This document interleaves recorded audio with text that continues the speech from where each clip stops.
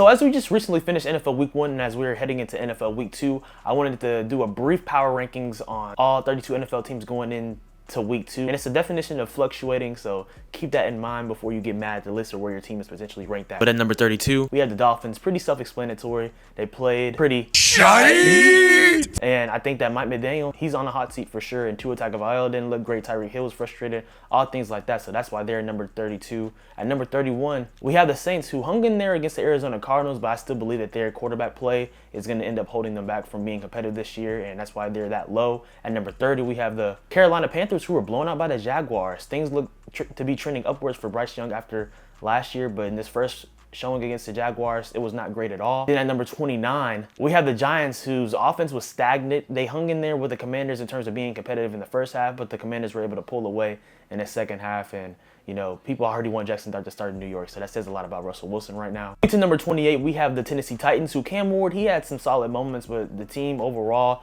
failed him in terms of drops and stuff like that too. Their defense hung around, but the Broncos were still able to persevere and prevail. But the Titans, they look okay. I still don't expect a lot from them, but I still could see Cam Ward being a potential Offensive Rookie of the Year candidate. 27, we have the Browns, who were competitive against the Bengals, but still weren't able to do enough. But their defense looked very nice, as Myles Garrett had 2 sacks in that game against Joe Burrow. At 26, we have the Patriots, who I expected to start off hotter, but they did play against the Raiders in that first game, and the Raiders are under Pete Carroll now, so they had an impressive winning over them. But I still think the Patriots have the potential to be a 7-10, 8-9, maybe even 9-8 type of team this year. At 25, we have the Indianapolis Colts, who had an impressive showing under Daniel Jones, scored in their first 4 possessions with him. He looked fluid in the pocket under Shane Steichen. Their defense looked coherent, forced Tua Tagovailoa to 2 turnovers. They look to be trending upwards and being a fixture in the AFC South. Then at 24, we have the New York Jets, who looked great offensively in the running game with Justin Fields, Breece Hall, Braylon Allen, Garrett Wilson. I like what I saw from Aaron Glenn in his first showing as head coach. At 23, we have the Falcons, who lost to the Buccaneers, yes, but Michael Penix Jr. looked good.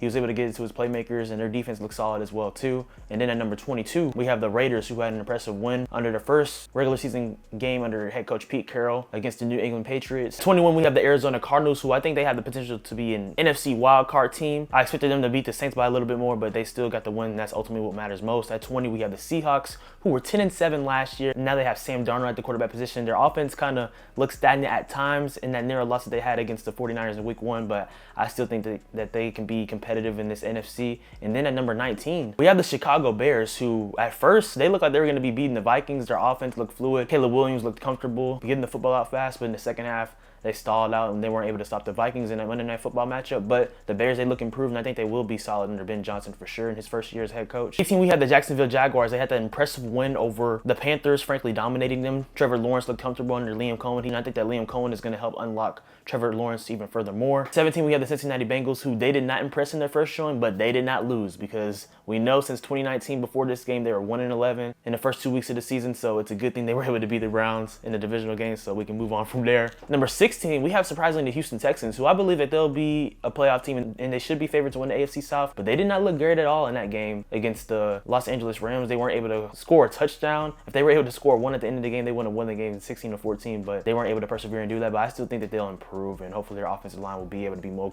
coherent as long as they can stay healthy. At 15, we have the San Francisco 49ers, who had a great performance against the Seahawks, still persevering even though Brock Purdy threw 2 interceptions.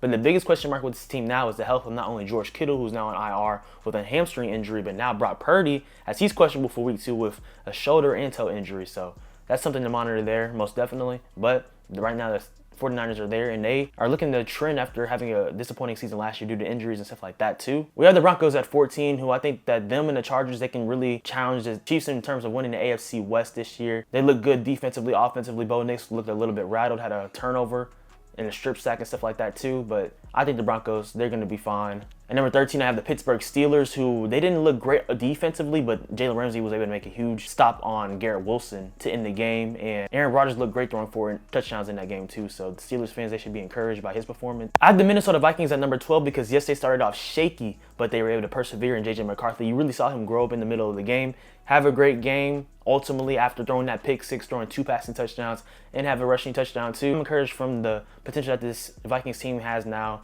under their second-year quarterback, and he looked comfortable and able to connect with his playmakers after all that stalling in the first half too, so that was encouraging there. And I have a surprising one at number 11, the Dallas Cowboys. Yes, they lost to the Philadelphia Eagles in week 1, but I think that we saw Brian Schottenheimer, frankly, rejuvenate this team in terms of revitalizing the offense, making Dak Prescott, who looked very comfortable and clean. They used 42% of pre-snap motion in their plays, which would have ranked them 4th last season. They ranked 29th last season in that department. Their defense looked better in the second half. Stopping the run has been an emphasis. And I think the Dallas Cowboys, they have the potential to be not only a wild card team, but win an NFC East this year. At number 10, we have the Detroit Lions, who really we looked at them to be one of the best teams in the NFL, even after losing both of their coordinators. But after 1 week, let's remember it's 1 week, it looked like that made a huge difference, and their offense looked stagnant and pedestrian. We'll see how it goes in week 2 against the Chicago Bears, but I'm still ranking them as a top 10 team because they've earned that respect from a personnel standpoint alone. Number 9, we have the Washington Commanders, had a good win over the Giants. It's going to be interesting to see where they shape up against the Packers in this week 2 matchup of Thursday Night Football, but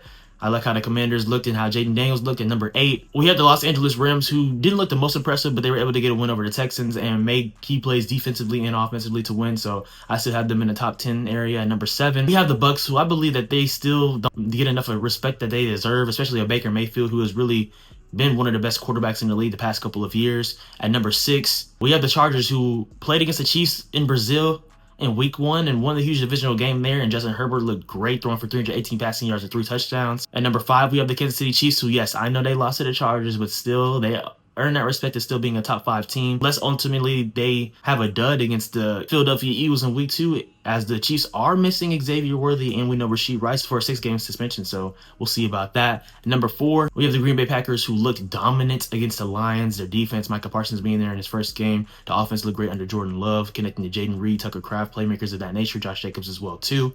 At number 3, this might be controversial, but I have the Eagles at number 3 just because, like I said, the Cowboys, they put on a great performance against them. The Eagles' run defense, yes, I know Jalen Carter got kicked out because of that spitting stuff, but they were able to get out physical a little bit in their cornerbacks. Opposite of Quinyon Mitchell, Cooper DeJean, and Adoree Jackson looked a little bit suspect, but I think the Eagles are still a top 3 team. Then the final 2, it goes without saying. I would put the Baltimore Ravens at number 1, but after that loss, I had to put the Bills at number 1 and the Ravens at number 2 just because it comes down to execution, and the Bills were able to out-execute them, so I have the Bills at number 1 and the Ravens at number 2. But y'all let me know what y'all think about these NFL power rankings going into NFL Week 2. Like I said, it's forever fluctuating. I'll have one of these next week as well too, after I post my NFL Week 2 recap that I'll have coming next Tuesday. And go check out my NFL Week 1 recap if you haven't already. Subscribe to me on YouTube at AJ Russ. Stay tuned for more videos. Yeah, y'all have a good one. This is just the start of the NFL season, and we're about to be lit. Yes, sir.